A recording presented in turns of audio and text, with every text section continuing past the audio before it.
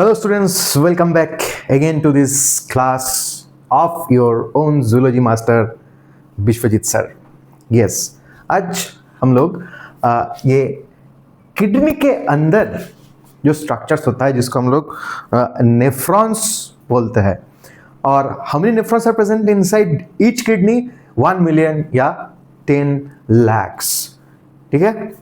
अच्छा, हाँ जानते हैं किसी किसी के किडनी में नेफ्रॉन नहीं न्यूरॉन्स होते हैं और किसी किसी के ब्रेन में न्यूरॉन नहीं नेफ्रॉन होता है, वो बात अलग है.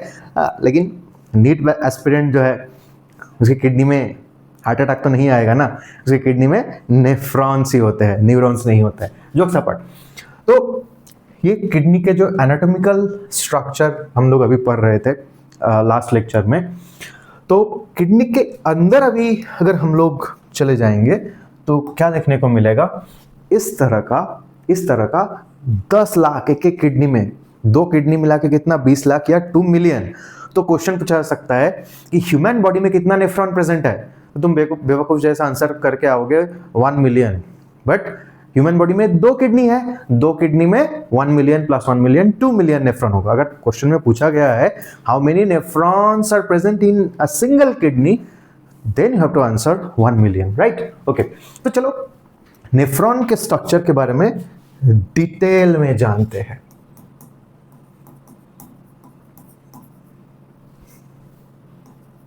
ओके. अच्छा, तो डायग्राम को तो पढ़ेंगे, उसके पहले थोड़ा सा फ्लो चार्ट के फॉर्म में पढ़ लेते हैं. नेफ्रॉन, तो देखो नेफ्रॉन में 2 स्ट्रक्चर प्रेजेंट है, एक glomerulus and secondly renal tubules. अच्छा, ब्लड वेसल वस्कुलर पार्ट होता है ग्लोमेरुलस एंड ट्यूब्यूलर पार्ट यानी कि पाइपलाइन जैसा स्ट्रक्चर डक्ट सिस्टम को बोला जाता है ट्यूब्यूल. टाइनी डक्ट को ट्यूब ना कह के ट्यूब्यूल कहते हैं, राइट? अच्छा, अब ये ग्लोमेरुलस क्या होता है? ग्लोमेरुलस इज अ बंच या टफ्ट ऑफ कैपिलरीज. ठीक है, बंच ऑफ ब्लड कैपिलरीज को बोला जाता है, बंच को ही हम लोग टफ्ट कहते हैं, राइट? अच्छा, ग्लोमेरुलस के साथ 2 और स्ट्रक्चर एसोसिएटेड होता है, एफरेंट आर्टेरियोल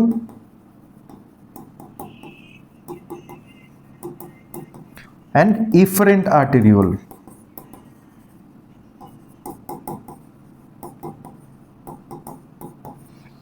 एफरेंट आर्टेरियोल क्या करते हैं? ग्लोमेरुलस के तरफ ब्लड को लेके आते हैं और इफरेंट आर्टेरियोल क्या करते हैं? ग्लोमेरुलस से ब्लड को लेके वापस जाते हैं. ठीक है, तो that is the function of afferent. Afferent मतलब मानो कि तुम्हारे पास 2 हाथ है, मेरा दाएं हाथ और बाएं हाथ.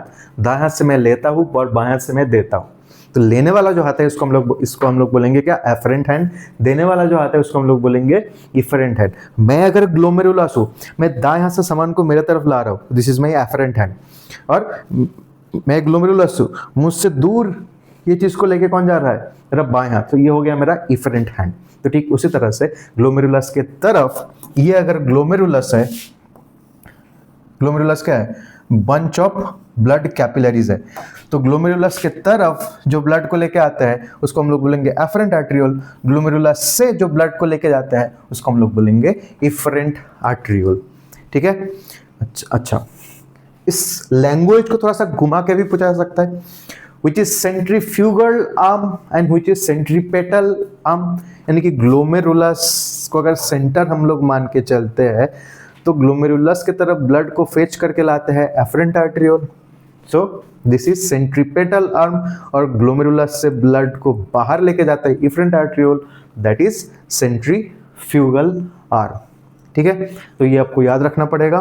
और एक बहुत ज़्यादा इंपॉर्टेंट चीज, दैट इज एफरेंट आर्टेरियोल का जो डायमीटर होता है that is wider and efferent arteriole का जो diameter होता है that is narrower. क्यों होगा, कैसे होगा, हम लोग साइंटिफिकली बाद में डिस्कस करेंगे। Now let's talk about renal tubule. Renal tubule में क्या क्या पार्ट आता है? रेनल ट्यूब्यूल में आएगा सबसे पहले Bowman's capsule,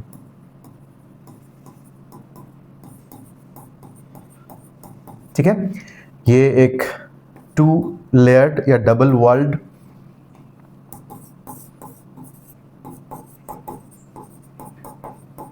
cup like structure होता है।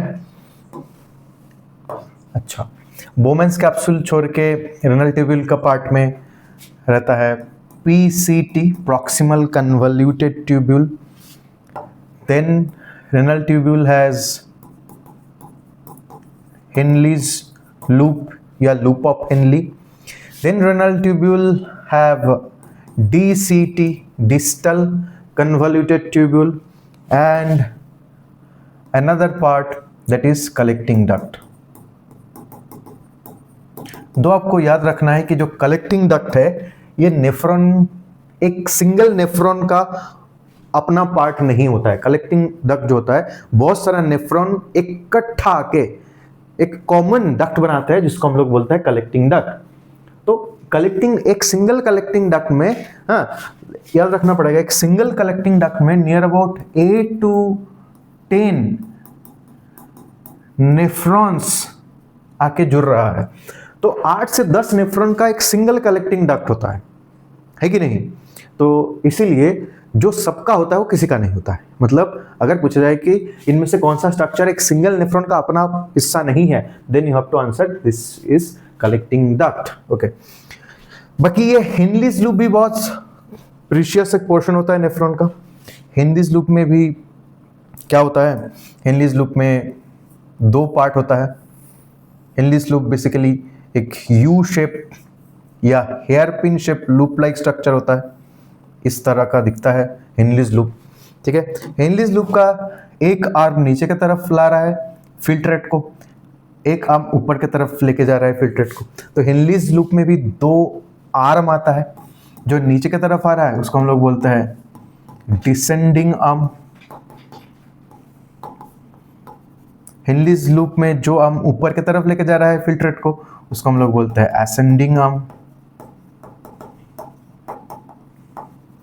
राइट।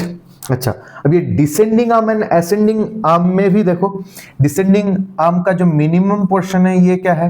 थिक है। मैक्सिमम पोर्शन जो है थिन है। असेंडिंग आर्म का मिनिमम पोर्शन थिन है और मैक्सिमम पोर्शन जो है थिक है। डिसेंडिंग आर्म का minimum portion thick, maximum portion thin. Ascending arm का minimum portion thin, maximum portion thick, ठीक है। क्यों होता है, इसका इंपॉर्टेंस क्या है, जब नेफ्रॉन के फंक्शन के बारे में हम लोग बताएंगे तब पढ़ाई करेंगे। ओके, तो ये सारे जो स्ट्रक्चर अभी हम लोग थ्योरी में पढ़ रहे थे, तो ये एक उसका डिटेल डायग्रामेटिक स्ट्रक्चर है। तो देखो, ये जो पोर्शन रेड कलर का गुच्छा दिख रहा है ब्लड वेसल का, दिस इज ग्लोमेरुलस। और ग्लोमेरुलस को चारों ओर से घेर के रखा है जो डबल लेयर्ड, ये विसरल लेयर, ये पैरेटल लेयर, ये इनर लेयर, ये आउटर लेयर, और ये कप लाइक स्ट्रक्चर दिख रहा है। सो this is the Bowman's capsule.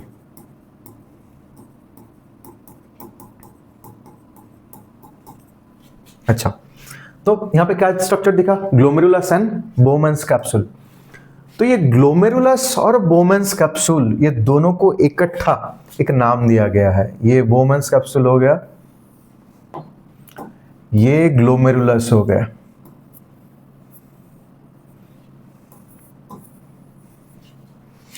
अब ये जो टोटल स्ट्रक्चर है इसको एक नाम दिया गया है, इसको बोला जाता है रेनल कॉर्पसेल और मैलपिजियन बॉडी या मैलपिजियन corpuscles. So Malpighian corpuscles equals to glomerulus and Bowman's capsule.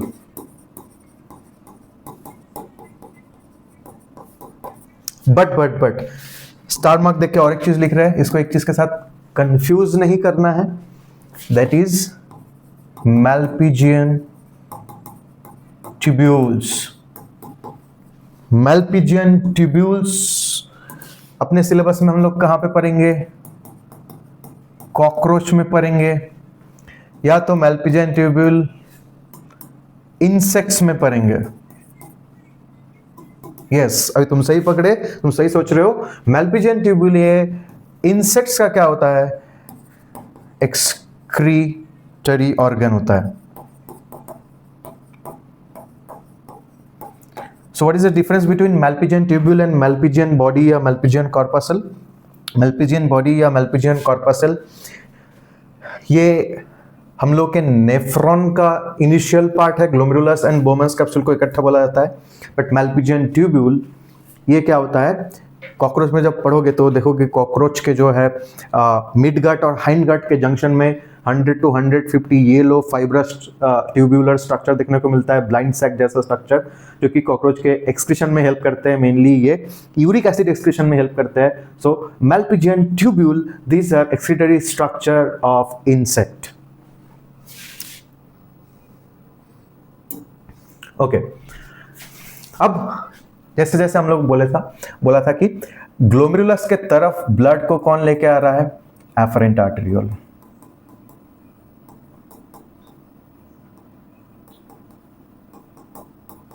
Efferent arteriole कहां से आ रहा है? बेसिकली एफरेंट आर्टेरियोल का सोर्स है यही डोर्सल एओर्टा। ठीक है, ग्लोमेरुलस से ब्लड को वापस मतलब बाहर की तरफ कौन लेके जा रहा है? Efferent arteriole.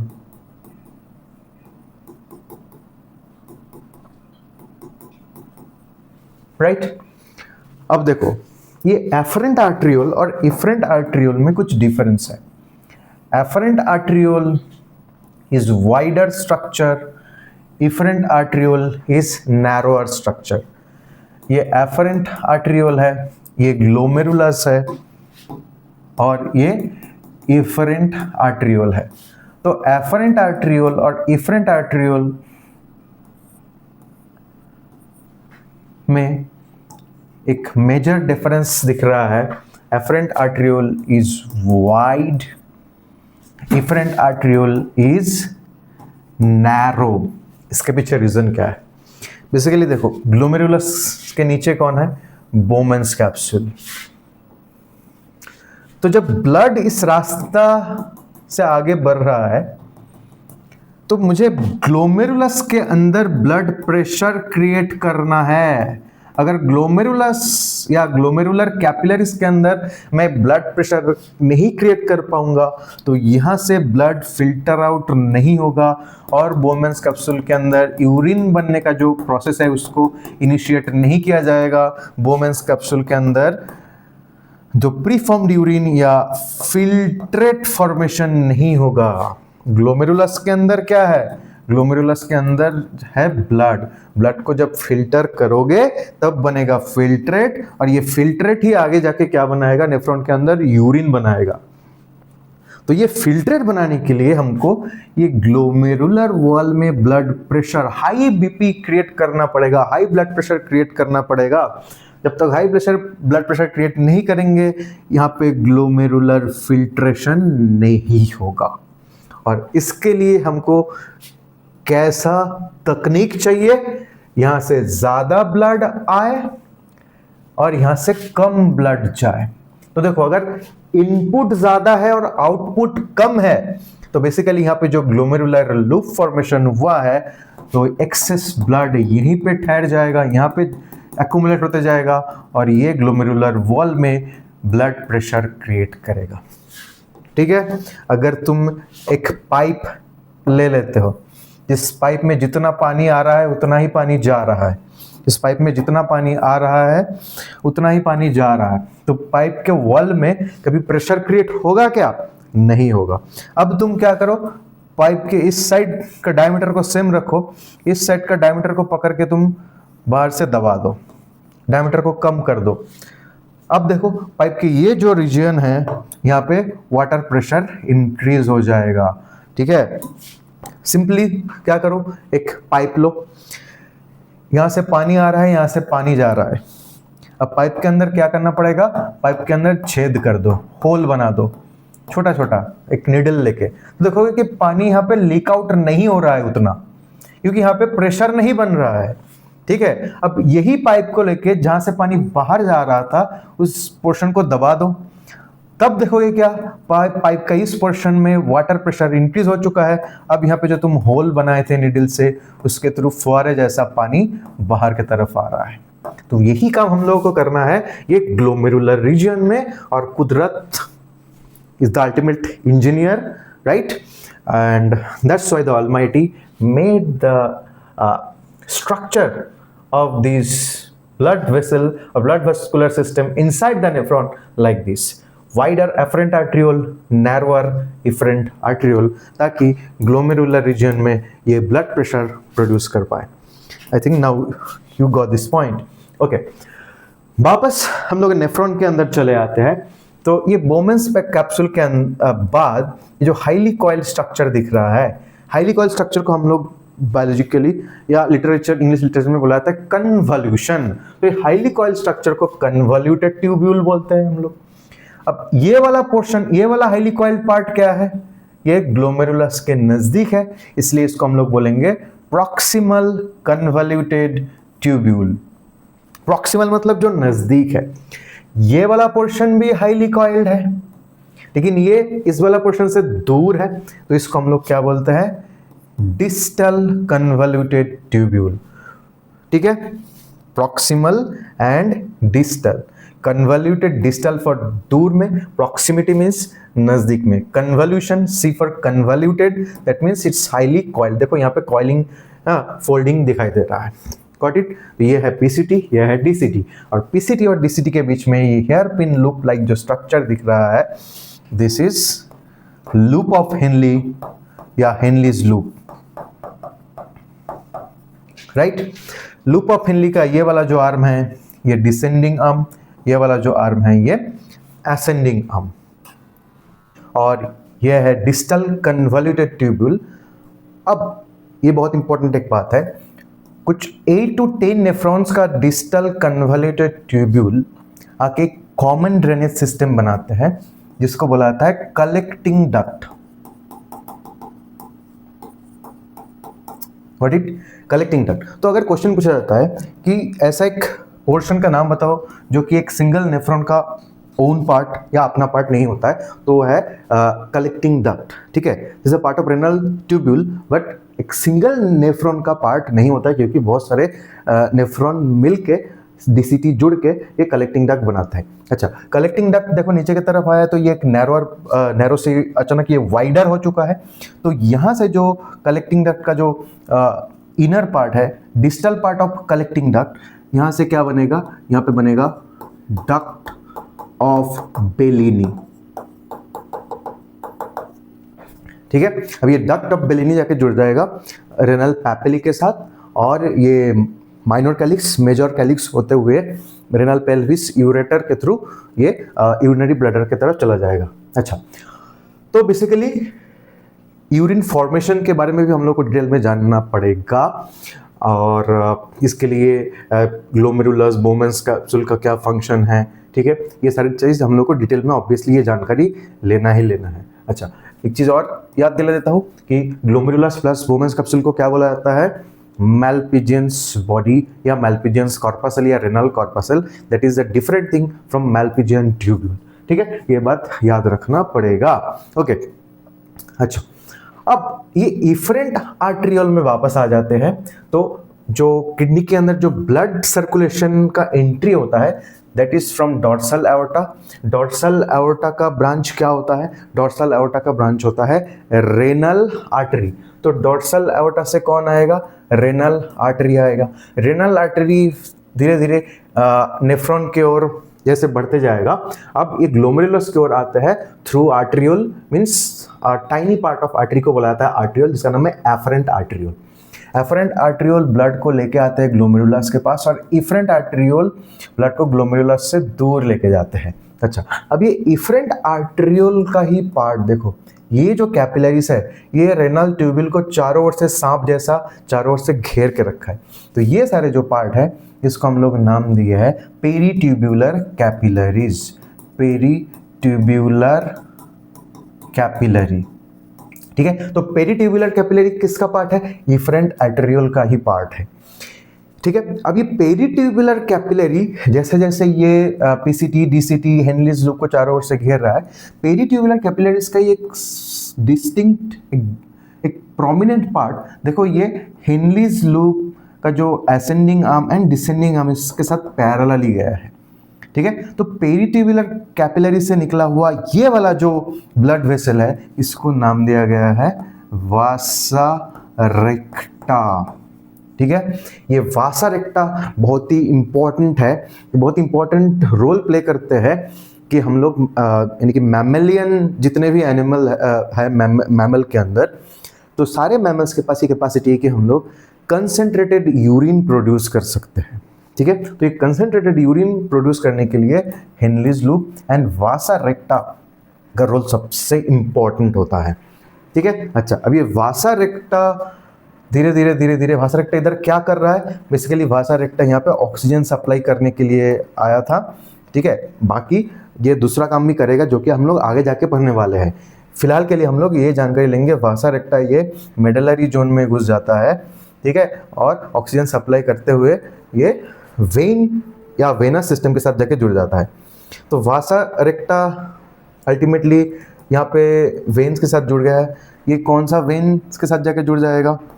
ये वो वेन है जो कि किडनी से फिल्टर्ड ब्लड को बाहर लेके जा रहा है। ये है रेनल वेन जो कि जाके अल्टीमेटली जुड़ जाएगा किसके साथ? इन्फीरियर वेना केवा के साथ। ठीक है, ओके, तो ये मोरलेस ये नेफ्रॉन का स्ट्रक्चर भी हो गया। अब एक क्वेश्चन पूछा जाता है कि एक किडनी के कौन सा पार्ट में नेफ्रॉन का कौन सा पोर्शन देखने को मिलेगा। ठीक है, तो हम लोग जानते हैं कि किडनी के अंदर दो जोन होता है, एक कॉर्टेक्स, एक मेडाला।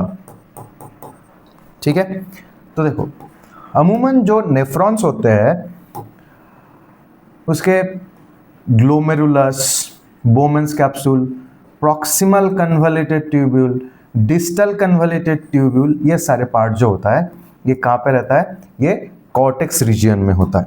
कौन सा पार्ट? ये ग्लोमेरुलस हो गया, बोमेंस कैप्सूल के साथ मिलकर ये क्या बना था? मैल्पिजियन कॉर्पसल बनाता है।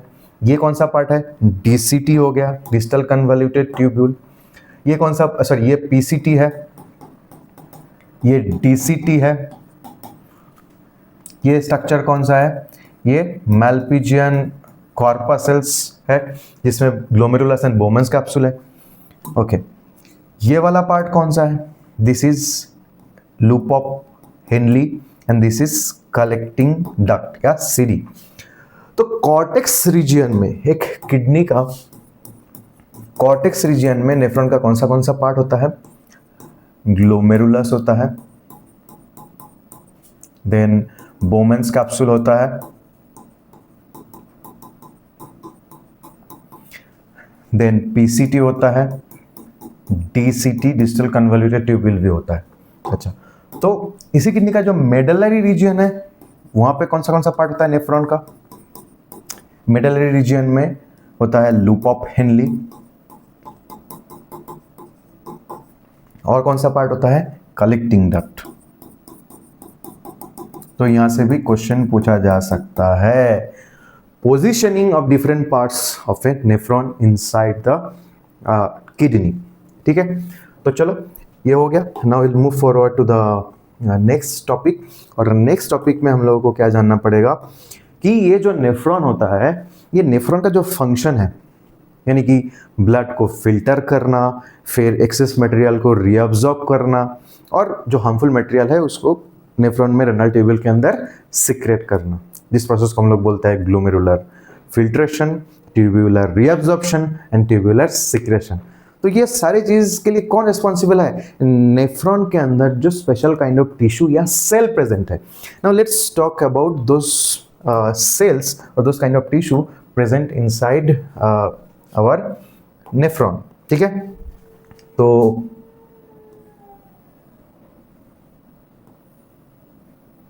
ये पीसीटी हो गया,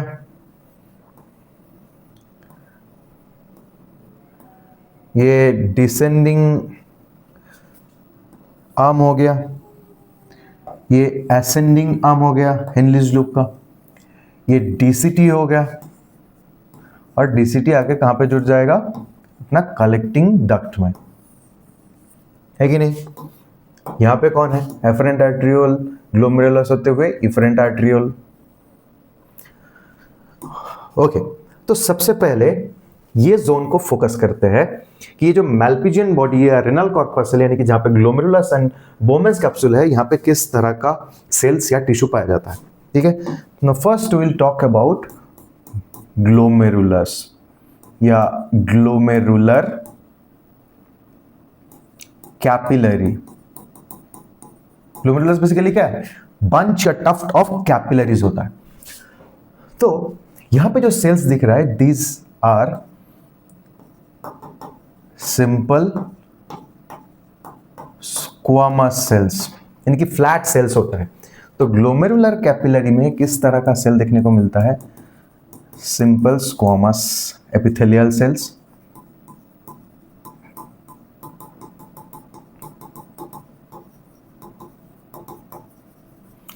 राइट, ओके. अब ये ग्लोमेरुलर कैपिलरी में ये जो छोटा छोटा पोर देखने को मिल रहा है, जो फिल्ट्रेशन प्रोसेस में हेल्प करते हैं, इस सारे पोर्स को बोला जाता है फेनेस्ट्रा. ठीक है, fenestra means minute pore present on the glomerular capillary, जो कि फिल्ट्रेशन, ब्लड फिल्ट्रेशन करके क्या बनाया जाएगा? फिल्ट्रेट बनाया जाएगा नेफ्रॉन के अंदर. इस प्रोसेस को स्पीड अप कर देते हैं ये fenestra. So fenestra, these are very important structure of glomerular capillaries. ठीक है, ये फेनेस्ट्रा का साइज क्या होता है? 70 to 100 नैनोमीटर के आसपास होता है. ओके, नाउ बोमेन्स कैप्सूल में चले आते हैं.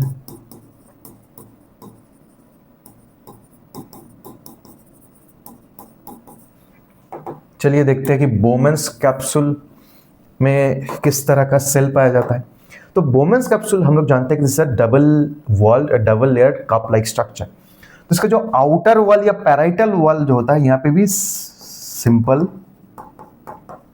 स्क्वामस एपिथेलियल सेल देखने को मिलता है. जो इनर वॉल होता है, यहां पे भी सिंपल स्क्वामस एपिथेलियल सेल्स ही देखने को मिलता है. बट इनर लेयर या visceral layer of Bowman's capsule में जो सिंपल एपिथेलियल सेल्स देखने को मिल रहा है, इनको हम लोग एक स्पेशल नाम दिया है. इसको बोला जाता है पोडोसाइट सेल. पोडोसाइट्स. तो पोडोसाइट सेल्स कहां पे होता है? देखो, बोमेन्स कैप्सूल का आउटर लेयर में कौन सा सेल होता है? आउटर लेयर में फ्लैट, यानी कि सिंपल स्क्वामस सेल्स होता है. ठीक है, बोमेन्स कैप्सूल के इनर लेयर में किस टाइप का सेल देखने को मिलता है? पोडोसाइट सेल देखने को मिलता है. Podocyte cells are nothing but modified simple squamous sales.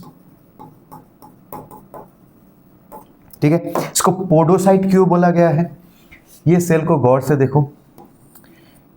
ये सेल के नीचे की तरफ इस तरह का फुट लाइक स्ट्रक्चर देखने को मिलता है, जिसको पेडिसेल ही बोला जाता है. तो ये पेडिसेल या फुट लाइक स्ट्रक्चर या पॉड लाइक स्ट्रक्चर इस सेल में प्रेजेंट होता है, इसलिए इस सेल को बोला जाता है पोडोसाइट सेल. और ये पोडोसाइट्स एक दूसरे के साथ ये पैटर्न में अटैच रहता है. जैसे मैं ये उंगली के अंदर ये उंगली फंसा रहा हूँ, ये पॉड के साथ ये पॉड्स फंसा रहा है podocyte cell. This is called intricate manner. ठीक है, अब मैं देखो उंगली फंसा रहा हूं, तो उंगलियों के बीच में माइक्रोस्कोपिक गैप रह जाएगा, इसको बोला जाएगा स्लिट पोर. तो ये स्लिट पोर के थ्रू ये पोडोसाइट्स के बीच में क्या रहता है? स्लिट पोर्स रहता है, जिसके थ्रू ये फिल्ट्रेशन प्रोसेस और फास्ट हो जाता है. तो पोडोसाइट्स के बीच में जो ओपनिंग रहता है, इसको क्या बुलाता है, स्लीट पोर, या तो इसको फिल्ट्रेशन स्लीट भी बोला जा सकता है। स्लीट का मतलब क्या होता है, अगेन ओपनिंग होता है। तो ये फिल्ट्रेशन स्लीट या स्लीट पोर का डायमीटर कितना होता है, ये 25 to 30 नैनोमीटर का होता है। ठीक है, ओके।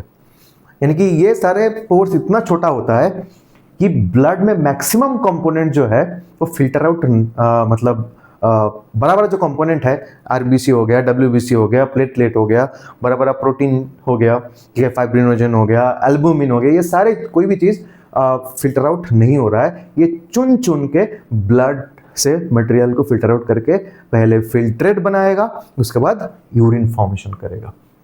ठीक है, ओके। तो ये तो यहाँ का टिश्यू के बारे में बात हो गया। अब ये जो जोन है इसको क्या बोलते हैं हम लोग, प्रॉक्सिमल कन्वल्यूटेड ट्यूब्यूल, अच्छा, या पीसीटी, शॉर्टकट में क्या बोलते हैं इसको, पीसीटी बोलते हैं। तो प्रॉक्सिमल कन्वल्यूटेड ट्यूब्यूल को अगर हम लोग जूम करके देखेंगे तो इसके अंदर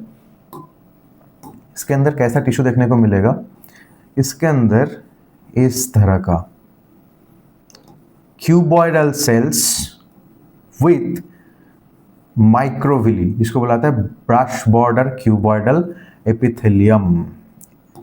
ये special kind of cuboidal cells देखने को मिलेगा। ठीक है, प्रॉक्सिमल कन्वल्यूटेड ट्यूब्यूल के अंदर। सो this is called brush border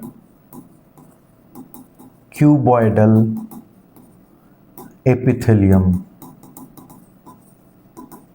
because these cells have this microvilli। अब ऐसा क्यों होता है, क्योंकि प्रॉक्सिमल कन्वल्यूटेड ट्यूब्यूल का जो रीअब्जॉर्प्शन का जो रेट होता है वो सबसे ज्यादा होता है। तो सरफेस एरिया को बढ़ाने के लिए ये माइक्रोविलाई बहुत ज्यादा हेल्पफुल होता है। ठीक है, अच्छा, तो प्रॉक्सिमल कन्वल्यूटेड ट्यूब्यूल के बारे में हम लोग पता कर लिए। Now will talk about distal convoluted tubule. ये डिस्टल कन्वल्यूटेड ट्यूब्यूल है, डीसीटी। तो डीसीटी के अंदर किस तरह का सेल देखने को मिलेगा, ये क्यूबॉइडल सेल ही देखने को मिलेगा, बट उसके पास क्या नहीं रहेगा, उसके पास कोई ब्रश बॉर्डर अपीयरेंस यानी कि माइक्रोविलाई देखने को नहीं मिलेगा। तो थ्रू आउट द डीसीटी किस टाइप ऑफ सेल देखने को मिलेगा, सिंपल क्यूबॉइडल एपिथेलियल सेल।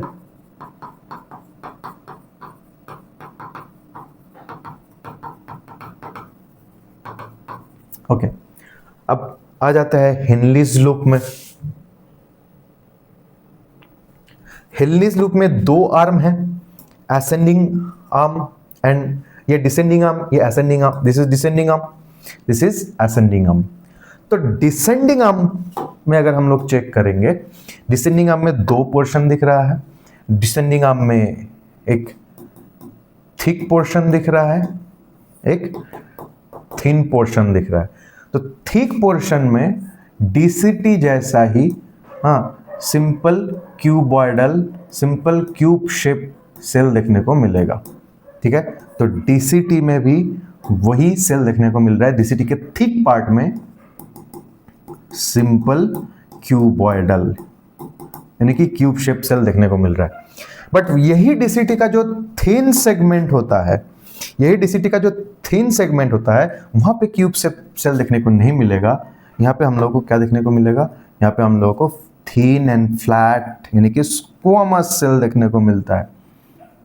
तो हेनलीज लूप में जहां पे थिन सेगमेंट होगा, चाहे असेंडिंग आर्म की डिसेंडिंग आर्म, वहां पे कौन सा सेल देखने को मिलेगा हम लोगों को, simple squamous epithelium, right. Okay, now let's move forward to the ascending arm. Ascending arm में भी दो जोन देखने को मिल रहा है, राइट। असेंडिंग आर्म में मिनिमम पोर्शन क्या है, थिन है, मैक्सिमम पोर्शन क्या है, थिक है। तो असेंडिंग आर्म में भी जो थिन पोर्शन है वहां पे हमको क्या देखने को मिलेगा, सिंपल स्क्वामस एपिथेलियल सेल।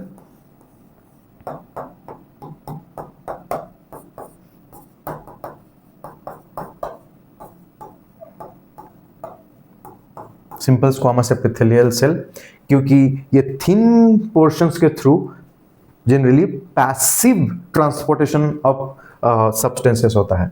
अच्छा, ये अगर असेंडिंग आर्म का जो थिक सेगमेंट है इसमें चेक करेंगे तो क्यूबॉइडल, सिंपल क्यूबॉइडल सेल्स हम लोगों को देखने को मिल रहा है। तो एक नेफ्रॉन का कौन सा पोर्शन में किस टाइप का टिश्यू या सेल देखने को मिल रहा है, ये आपको याद रखना पड़ेगा।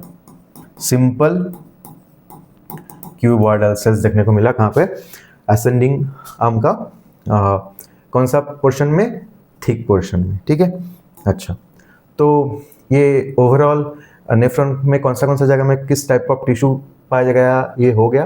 Now will come to the collecting duct. Collecting duct में किस टाइप ऑफ टिश्यू, तो majority part of the collecting duct के मेजॉरिटी पोर्शन में वही same cuboidal cube shape cells देखने को मिल रहा है।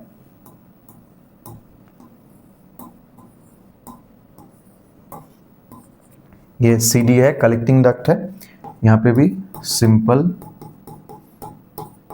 क्यूबॉइडल एपिथेलियल सेल्स देखने को मिलता है। हाँ, कलेक्टिंग डक्ट का जो नेक रीजियन होता है ये ऐसा कुछ जगह में क्यूबॉइडल सेल्स के साथ हम लोग को सिलिया भी देखने को मिल सकता है, जो कि बहुत रेयर होता है। सो कलेक्टिंग डक्ट का जो नेक रीजियंस होता है, ये सारे पोर्शन को नेक रीजियन जहाँ पे ब्रांचिंग हुआ है वहाँ पे क्यूबॉइडल सेल्स के साथ सिलिएटेड क्यूबॉइडल सेल्स देखने को मिल रहा है। Basically this is ciliated cuboidal epithelium, जो कलेक्टिंग डक्ट के सिर्फ और सिर्फ नेक रीजियंस में ही देखने को मिलता है। बट कलेक्टिंग डक्ट में रिमेनिंग पोर्शन में किस टाइप ऑफ सेल देखने को मिलता है, simple cuboidal cells. So this was all about tissue present in different part of a nephron, right? Okay, now nephron के टिश्यू टाइप के बारे में भी हम लोग पढ़ लिए, यानी कि study of tissue is called histology. तो नेफ्रॉन का हिस्टोलॉजिकल एस्पेक्ट भी हम लोग चेक कर लिए। Now talk about types of nephron. तो टाइप्स ऑफ नेफ्रॉन कैसे होता है, कैसे हम लोग बताएंगे टाइप्स कैसे। तो नेफ्रॉन का दो टाइप होता है, ठीक है। First is cortical nephron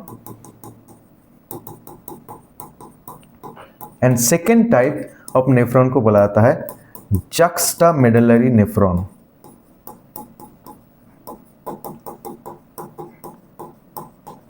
okay, so these are the types of nephrons. अब ये नाम कैसे आया? जो कॉर्टिकल नेफ्रॉन होता है बेसिकली उसका जो बोमेंस कैप्सूल वगैरह ये कॉर्टेक्स में ही प्रेजेंट रहता है। थोड़ा बहुत हेनरीज लूप जो है मेडुलरी रीजियन में आ जाता है। So this nephron is cortical nephron. अच्छा, जक्स्टामेडुलरी नेफ्रॉन का मतलब क्या है? जक्स्टा का मतलब होता है नेबरिंग एरिया, नियर बाई, और किसके नियर बाई एरिया में रहता है? ये मेडुलरी रीजियन में। तो ऐसा नहीं कि ये जक्स्टामेडुलरी नेफ्रॉन पूरी तरह से मेडुला में रहता है। जक्स्टामेडुलरी नेफ्रॉन का जो बोमेंस कैप्सूल, पीसीटी, डीसीटी, ये सब कॉर्टेक्स में ही रहता है, but near to the margin of medulla, ठीक है। तो ये पीसीटी हो गया, ये हिनलीज लूप हो गया, ये डीसीटी हो गया, ये कलेक्टिंग डक्ट हो गया। तो ये जो नेफ्रॉन है दिस इज कॉर्टिकल नेफ्रॉन, ये जो नेफ्रॉन है दिस इज जक्स्टामेडुलरी नेफ्रॉन। तो दोनों में बेसिक डिफरेंस क्या है? देखो, जक्स्टामेडुलरी नेफ्रॉन का जो मैल्पिजियन बॉडी है ये कॉर्टेक्स में ही प्रेजेंट है, but near to the margin of medulla, ठीक है। अच्छा, कॉर्टिकल नेफ्रॉन का हिनलीज लूप इनर मेडुला में उतना ज्यादा डीप में नहीं जा रहा है और हिनलीज लूप भी कंपैरेटिवली छोटा है। बट जक्स्टामेडुलरी नेफ्रॉन का हिनलीज लूप देखो कितना डेप्थ ऑफ मेडुला में चला गया है और हिनलीज लूप भी काफी बड़ा है। और एक चीज होता है, हिनलीज लूप के पैरेलली कौन जाता है? इफरेंट आर्टेरियोल से जो एक पार्ट आता है पेरिट्यूबुलर कैपिलरी, और उसका जो पैरेलल ब्रांच होता है उसको हम लोग क्या बोलते हैं? वासा रेक्टा। तो वासा रेक्टा जो होता है वो जक्स्टामेडुलरी नेफ्रॉन का काफी डेवलप्ड होता है, but Vasa रेक्टा of cortical nephron कभी कभी एब्सेंट होता है और कभी कभी अगर प्रेजेंट भी होगा तो अनडेवलप्ड होगा. So that is the difference between cortical nephron and juxtamedullary nephron. तो ये है अपना जक्स्टामेडुलरी नेफ्रॉन, ये है अपना कॉर्टिकल नेफ्रॉन. ठीक है. अच्छा, इन लोगों का पॉपुलेशन भी पूछा जाता है. कॉर्टिकल नेफ्रॉन कितना परसेंट प्रेजेंट होता है? 80% of the nephrons are cortical nephron. 80 to 85%. 20 to 15% nephrons are juxtamedullary nephron. ठीक है. तो लोकेशन वाइज दोनों में डिफरेंशिएट करना पड़ेगा, हिनलीज लूप वाइज दोनों में डिफरेंशिएट करना पड़ेगा, वासा रेक्टा वाइज दोनों में डिफरेंशिएट करना पड़ेगा. ठीक है. और एक बहुत इंपॉर्टेंट बात, जो कॉर्टिकल नेफ्रॉन होता है, this helps in this nephrons helps us in urine formation. ये यूरिन फॉर्मेशन में हेल्प करते हैं. जक्स्टामेडुलरी नेफ्रॉन भी यूरिन फॉर्मेशन में हेल्प करते हैं.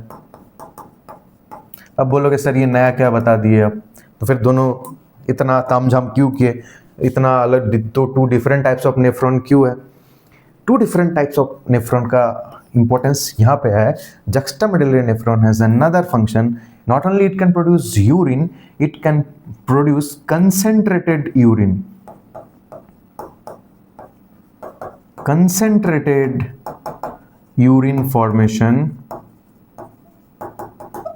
ये जक्स्टामेडुलरी नेफ्रॉन से ही हो पाता है. अब देखो, हमेशा अपना बॉडी को कंसेंट्रेटेड यूरिन बनाने का जरूरत नहीं होता है. ठीक है. जब डिहाइड्रेशन हो गया या बॉडी को जब वाटर को प्रिजर्व करने का जरूरत है, then only our body will produce concentrated urine with the help of juxtamedullary nephrons. ठीक है. तो इसके साथ ये टॉपिक को कंप्लीट करते हैं. यानी कि ह्यूमन रिप्रोडक्टिव सिस्टम में हम लोग क्या पढ़े हैं? किडनी के बारे में पढ़े हैं, ह्यूमन रिप्रोडक्टिव सिस्टम्स का डिफरेंट पार्ट्स के बारे में पढ़े हैं, एंड लास्टली द किडनी का जो फंक्शनल यूनिट है दैट इज नेफ्रॉन्स के बारे में इन डेप्थ इन डिटेल हम लोग स्टडी किए हैं. ठीक है. अब नेक्स्ट टॉपिक में हम लोगों को क्या पढ़ना है कि यूरिन फॉर्मेशन का प्रोसीजर क्या होता है, नेफ्रॉन के डिफरेंट पोर्शन से किस तरह से काम होता है, mechanism of urine formation, mechanism of formation of concentrated urine. तो ये सारे इंपॉर्टेंट टॉपिक नेक्स्ट वीडियो में हम लोग स्टडी करते हैं. एंड फिलहाल के लिए बाय बाय, जय हिंद, टेक केयर.